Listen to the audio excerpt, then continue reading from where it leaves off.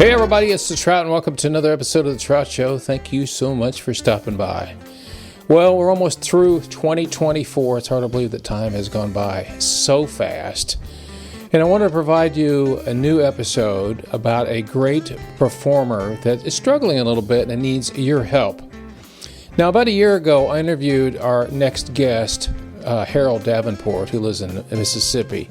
Phenomenally talented harp player and a guitarist, and he's on his way to a wonderful career in the music business. He's a blues artist, and I've been following his career now for a couple of years, and the last year he's really done well. He's been able to perform in front of some big audiences and worked on some famous people's albums and all that, but he's faced with a crossroads, which a lot of people are when they get into the music business, and that is he needs some financial assistance. Now, it's not easy for an 18-year-old, yes, 18-year-old, who lives with his mother, who is a certified nursing assistant, to go out and ask for people for money. But I know him, and I thought, well, why don't I tell you, the listener and watcher to this, that maybe you like his story, then you might want to step up and help him out. He has a GoFundMe, and I'll let him talk about all that. My job is to tell you what a wonderful performer he is, and I think he's going to make great headways in the blues business. He's already doing very well, and he keeps doing better and better. So I hope you sit back, watch or listen to this episode with young Rell. That's his stage name, so to speak. And oh, by the way, if this is your first time to watch one of my videos, would you comment down below and just say, hey, I watched this for the first time? I'd appreciate it very much. So up next, young Rell, a phenomenally talented 18-year-old blues artist, telling his story of why he needs your help on this wonderful holiday season. That's next on The Trout Show.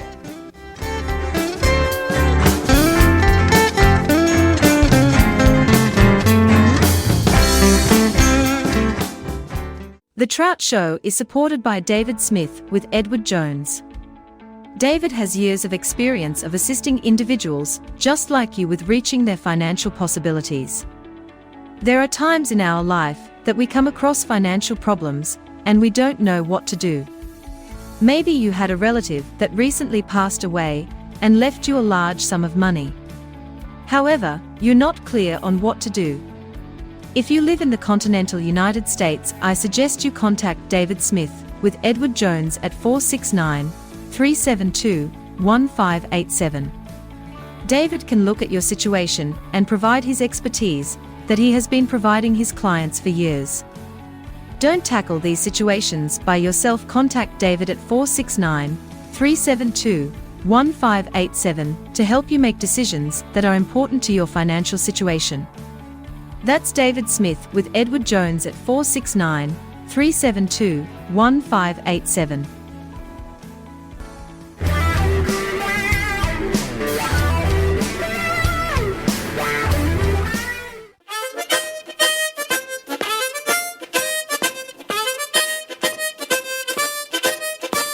You so fine, wanna love you all the time. You so fine, pretty baby, wanna love you all the time. Well, I got a girl, fine and brown. What I like about her is she mine, oh mine.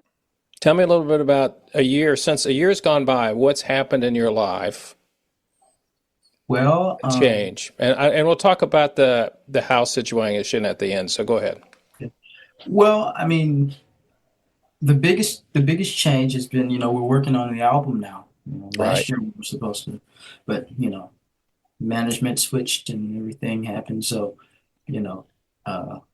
that's going pretty good.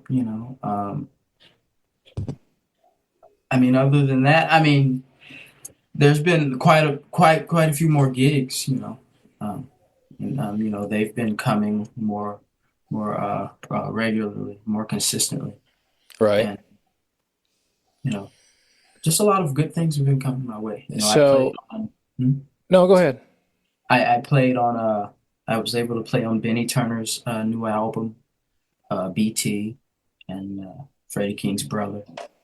And I actually got to see Freddie King. wow, that's great. And I'll tell you a little quick story about it. I saw him when I was in college, which was many decades ago. And I was probably standing 10 feet away from him. He was playing in a small place, and he broke a string. Took him 2 minutes to switch that string. That's Benny. Benny said he didn't know how to change his strings, and it was always the G string that would pop. Yeah, I'm probably sure it was. But he was playing on a pop, and he just kept right on talking, and that's it. Okay, I'm ready. Let's go. And so you got to play on that, and where was that recorded? Well, they recorded somewhere else. I think they recorded in New Orleans. Okay. I recorded my harp in Chicago at Okay. Joe Ryan Studios. And then, so you've been busy. How on the album front? When do you think that'll start taking recording? Have you done any recording on it yet? Or I know you've written all the songs. You have? Okay. Oh yeah, we've done pretty much all of the recording. You know, we're in the post-production stages, and Okay. you know, almost we're working on, you know, finishing that up, and then we can get to mixing and mastering and whatnot. Tell me, and I know Matt and I, we'll talk about Matt is your manager, but tell me the deal that you went to Chicago and it got a lot of people. So he kind of told me about it, and I didn't get into it too much. So what's that all about? Well, you know, Matt had called. He was booking. He still does. He works for this place, the Logan Center, Chicago, University of Chicago, and they had this gig, Three Generations of Blues. It was me, Stephen Hall, Carlos Johnson, Billy Branch, you know, and so I did my solo set, and I opened for them. And I guess Billy's wife was recording, Miss Rosa. She was recording it on Facebook Live. And within like 3 days, or maybe 2, because the next day I didn't pay any attention. The next day I was tired. But the day after, when we got back home, I looked at it and I'm like, this has 100,000 views and 100,000 likes and clicks or whatever. Almost 100,000 shares. And it was crazy. My phone started ringing off the hook, and everything was happening so fast, and you know, a bunch of people started calling. And you know, but that was the start of, I think, I guess, getting out to other people, more people seeing me. It was that viral. So how did that make you feel looking at those numbers? I was happy. I was really happy because I mean I've got a video that was at like 99,000 views, but that, knowing that, you know, blues lovers all over the world saw that, and you know, different people were calling, and you know, I was getting offers to play on records and whatnot. It was really joyful because it had never happened. I was very happy. I was overexcited. Well, at your age too, you want some support from the fact that you do all this and you work hard at it, that people actually like what you do. You know, and I've always said that it's like when Matthew and I were talking, and I said, you know, if you bring an album out, I think it was somebody I was talking to about, but you bring out music, and if one person says, I really like that, it's really nice. I mean, you're like, okay, one person liked it. Or several people tell you that. But when you get hundreds of thousands of people, because one thing I've learned a long time ago is nobody watch your videos unless they like them. Right. And I think what I liked about you, in the same way about you, is I know the dedication that you have in your craft. And the one thing that is difficult, I think, especially in the blues genre, is you can sing a song about blues, but you have to actually live some of it to go, okay, can I put the feeling in it? You know, it's all about the feeling. I mean, yeah, and it's all about feeling. So you can sing and play all day long, but if Yeah. you're not feeling it, and if you haven't experienced anything, are you actually singing the blues? yeah. So it's one of those things that you have to go through, growing up and all the crap you have to go through, and you're like, okay, That's why when you look at people and they talk about their woman left them and all this stuff, it's like because their woman left them and they've been through all that stuff. Yeah. And it's a bunch of people, the women have left me. So yeah, well, they always have their women left them. But the other thing too, I think for you is, and I really appreciate this, is the fact that, as Joe Bonamassa would say, is you're keeping the blues alive. well, I mean, in my opinion, the blues ain't never been on life support. No. I'm not saying that, but it's you know this. It's a very selective group of people that like the blues. I mean, not everybody can go and listen to 3 hours of playing three chords or whatever, whatever it is. And so I think it's one of those things, you either like it or you don't like it. There's nothing in between. So it's not like pop music where people can go on or rap and people go, oh yeah, I kind of like that. When it comes to blues, you have to be into it. Yeah. And I really appreciate your dedication, not only to the craft, but the history. Because most young people don't delve into what they're doing. I used to ask younger people that, do you know anything about this guitar player or that guitar player? And if it wasn't somebody that was new or somebody had been around for a couple of years, they were like, I don't know who you're talking about. My thing is, if you don't know the history and the sadness behind the music and even the joy behind it, are you really playing it? That's my whole thing. Well, I think you're a cover band. And everything you do on your new album is all everything you wrote. So, let's talk about that real quick. When do you write the song, the lyrics? Do you write the lyrics, or do you come up with the melody first? Everybody does it differently. I always write the melody or the music, and then I put the lyrics to it. I can do it either way.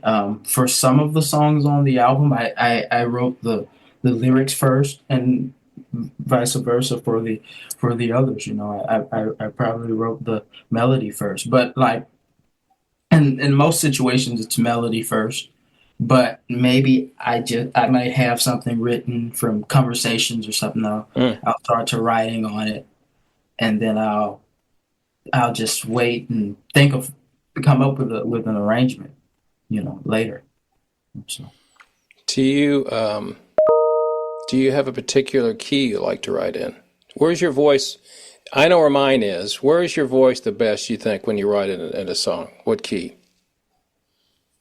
I would say C or C. B flat. Okay. Well, or A minor. A minor for sure, because most of my solos or most of my original stuff is minor. So you stay in the minor stuff, or it's either in like B flat. It's a mixture, but so you write around those three notes there. A, B flat, C, right in that range, right there. I've got one song in F sharp minor, and the band's like, "What?" So it just depends on how I'm feeling and what sounds. What makes you gravitate to? What makes the people gravitate to it more? Because I can figure out how to sing something in. Oh sure. But whereas I can work that out. I want whatever the people can gravitate towards and whatever they can feel the most, whatever key they can. Well, and I was that song written by Tracy Chapman, "Give Me One Reason," which Jelly Roll did again. That was an F sharp minor. Now I don't know if she capo, but it's F sharp minor, B, and then C sharp, whatever it is. So it's like. And I remember the first time I heard it, I went, okay, what key is she playing this in? Because I started playing along with it, and then I went, oh, okay, it's kind of an A area because it's F sharp minor. So what is the expectation when you'll be releasing during new music? We're not sure currently, but sometime 2025, early 2025, March, April. Okay, so spring. And then will you go out and try to support it? Oh, definitely. Okay. Yeah, so with the help of some of the people that you've met along the way, now you can get band, or at least get people to perform with you. Because I know you've done stuff solo, but I'm sure you really want to have a band behind you and do the I whole like thing. both. I like Do you both. really? Okay. I mean, with solo, you don't have to worry about if somebody has learned their part or if That's true. That's true. and plus you can I know how to carry the whole thing, But with a band, it's magical, And sometimes I just do both, I'll tell the band to go off the stage for 20 minutes, and I'll, And I tell this to people all the time. I just had this conversation with a friend of mine the other day. I said, I really appreciate people that can sit down with a guitar on a stage and hold the interest of the crowd, just them and the guitar. And if you can do that, then you've accomplished a lot. Because the next being with a band is just kind of gravy. If you can sit down and play song, I was at a recording academy event last week, I think it was the week before, and one of the people that came out. It was a country singer, came out with a Martin guitar, and sat down and started doing his thing. Everybody stood there and watched him, and I thought, this is what you want to be when you're a performer, is everybody can hear you, and then because there's nothing between you and the audience really. I mean, your music is the raw thing. Then they can see who you really are. But I think also that as you grow as a performer, and you know this because you've done this for just a short time, but you've done it a long time compared to how old you are, you just get better and better, and it gets so to the point where I've said this many times. You go to a concert and you have an opening act, and they're usually pretty good, but then the main act comes on. They make 3 notes. You're like, okay, now I know why they're the main act. There's something about that main act because they've been playing so many years together. Performing sometimes. all the time. Well, Sometimes. most of the time, yeah. Because now But it's all.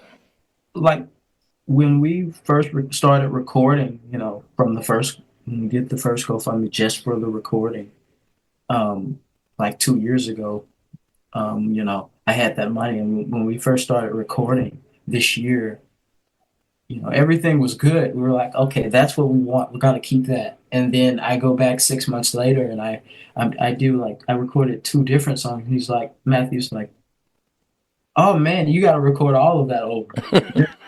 I mean, he's like, that's good. We can release that, for something else or the singles or something. But that is, I mean, and it was 6 months later, So yeah. Did you play when you recorded? Was it a band playing with you, or It's all solo. Oh, it is, okay. All solo. So if you didn't like it, you can go, I don't like it. Let's do it again, because it's your song. Yeah, for the most part. Yeah. There's two or three songs with percussion that we could call them in again, but for the most part, I'm satisfied. I'm very satisfied, and I do listen back, and I'm like, I could have done that better. But then I think, well, if I think about going back and doing it better, why?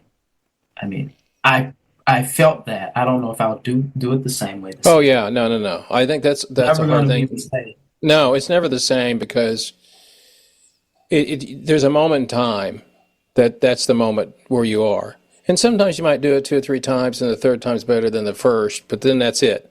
Because then when you leave the booth, it's over. Right. Because you can't come back and change that. And if you listen to the classic albums from the 70s, all that, they didn't keep going back. First off, people can't afford it unless they got a label behind them. And it has a rawness. I just finished interviewing, and they won a Grammy this year, 3 guitarists, and everything they did was done live. I mean, they overdubbed some stuff and added some stuff, and it was live. But you can hear the song that they won the Grammy for. You can hear the rawness in it because it was like 3 people playing around, and you can appreciate that. Definitely. So tell me, here you are, young Rell. What's your short-term and long-term goals? Well, short term. Well, I to be honest, I really just wanna. We're not here for a long time. We're here for a good time. So I really wanna just let my music. I want to get this album out first of all, and then I want to let my music speak for me. There's a message in every song that I write, and every song that if I cover a song, there's a message in it. But I want to be able to take this around the world and let other people uh, know that the blues is it's all right, as Little Milton would say. Um, Long term, I'm going to college, not 25, but 26, end of 25. So I want to go to college for music entertainment Sure. and I hopefully when I finish, if I decide that I'm going to stay, you know, um, that I can go start back going across the world and playing the blues for all the the people. I wanna I wanna do this differently, from the muddy waters and the gently hooker. You know, I don't I don't wanna I don't want you know I want people to know that it's okay to do you, be you, and to it's it's okay if you're not with a big label, or if Yeah. it's okay. You can do this on your own. Yeah. It's better to do it on your own and know that you're not being cheated, and then to and but sometimes you can cheat yourself. So you also want to make I sure. think as a political statement, this is my personal opinion, but we went through, and this is for your time with all the record companies, and I've been through all the types, records, 8-track, cassettes, CDs, and now streaming. And the major people have always never most people, because you take Prince is a prime example. Prince was on Warner. He didn't like what they were telling him because the execs were telling him one thing. He didn't want it because they're not creative. They're just there to make money. And I understand that because it's a corporation. And then that's when he changed his name. He said, I'm not going to do this anymore into Prince. So let's digress a little bit and talk about, and I know a little bit from just a year ago, but I have to admit it had to be difficult for you to go online and ask for people to donate Yeah, money to you. definitely. So how did that all come about? Well, I mean, I know why you're moving. right. I understand that part of it. Well, I mean, we don't have much money, so it was kind of hard to kind of we wanted to get out of here because the neighbors were really, yeah.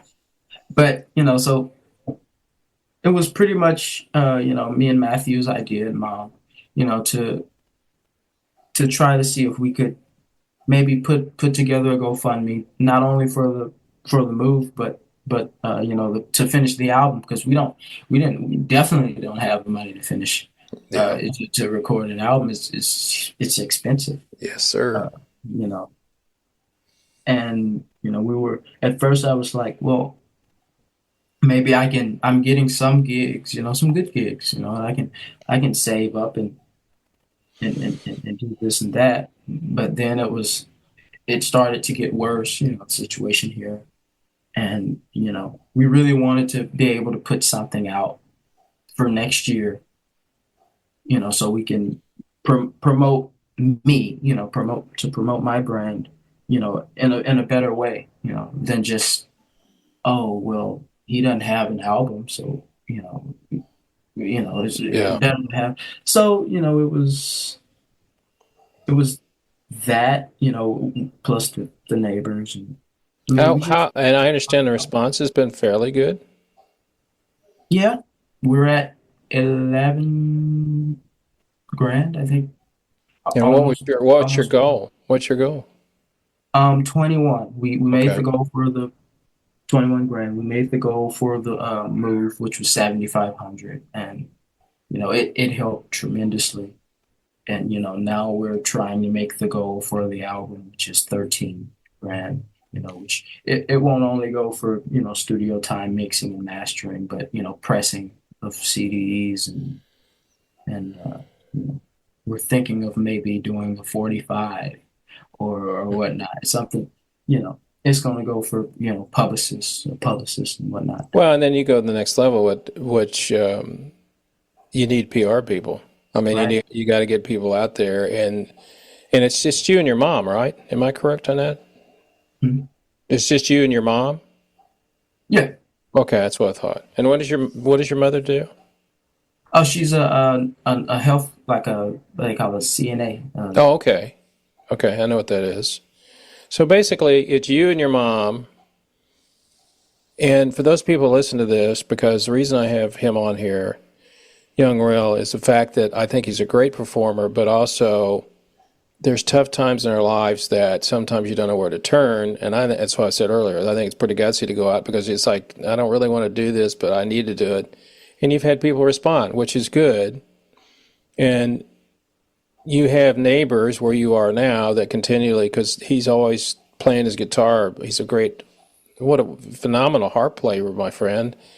And then people calling the police, showing up all the time. So it's like, we can't stay here. So they had to move. Now, you didn't move that far away, though, did you? You moved like just... No, we haven't moved far away. It's Okay. 10 But minutes. now you have a house, though, right? Now we have a You house. have a house. So now I can plug into an amp now. So which at first it wasn't a problem for the first 2 years, but Yeah. Yeah. then some reason it became which is okay. I understand. Yeah. But it was hard to practice harmonica too. So we had to do something, or I was just gonna sit here and get rusty and not be able to play nothing. Right. So Well, your story is probably a lot of people in your position don't have the money, need the help. Performers, I mean, good Lord, there's a lot of people that don't have the money to hire a publicist or anything like that. And if you're lucky along the way, you find people that support you, not necessarily financially, but introduce you to the right people, which can get you to the next road. And then as you become, it's kind of a pathway that sometimes you're like, okay, I'm going to take this risk. And if you see it continually get better, I mean, you're going to get better, you already have as a performer, but then getting the gigs and actually people paying you on a regular basis, because that's really what you want to do. You want to do that for a living. And I'm sure, knowing you, if you made enough money, you buy your mom a house, a car, definitely. and make sure you're taking care of mama, and doing your thing, and that's what you got to do. So it's my honor to be able to promote this and get people hopefully to go, and I was going to say GoDaddy. The GoFundMe will be out there so people can go and click on it and support you and your goal. I think it's wonderful you got enough now to move into the other house. Okay, what's the biggest name that you've had where people said they liked your music? Well, I mean, there's Kingfish, which Oh, that's right. I remember you know him, don't you? Yeah. It's my buddy. Yeah. Let's see, biggest name, Well, that's a pretty big name, Kingfish. Jackson Brown. Jackson. Now that's interesting. And how did he come across? Did he go to your site, or how did you know? I have a TikTok account, and Okay. I was posting videos, and one day the verified account just started commenting on like one or two of my videos, and he's like, I really enjoy what you do, and I really like what you do.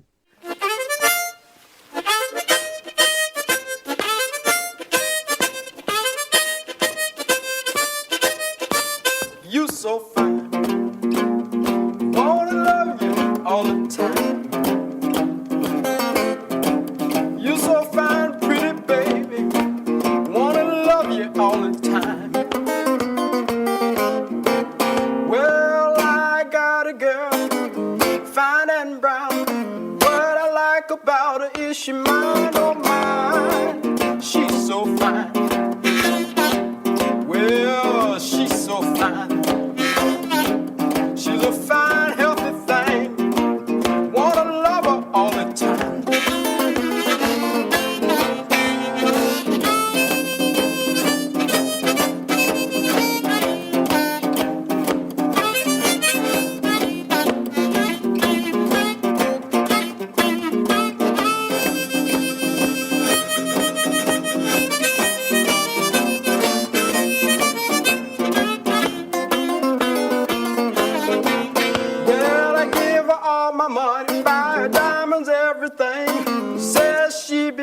she didn't do a thing. She was so fine.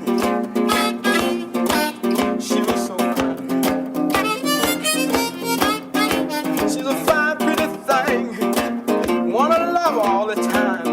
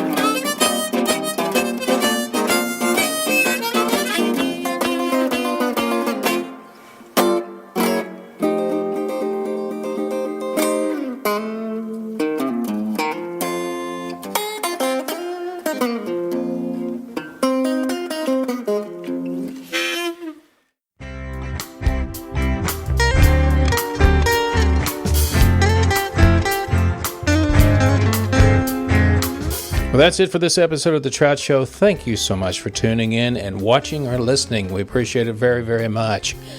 Big special thanks to Mr. Young Rell, the phenomenal harmonica and guitar player right there, the blues guy that's on his way up.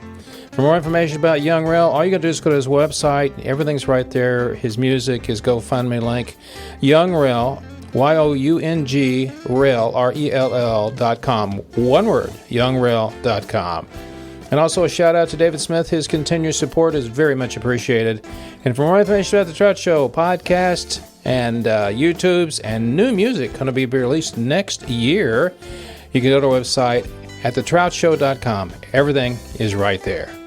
So until next time, people, you know what I always say.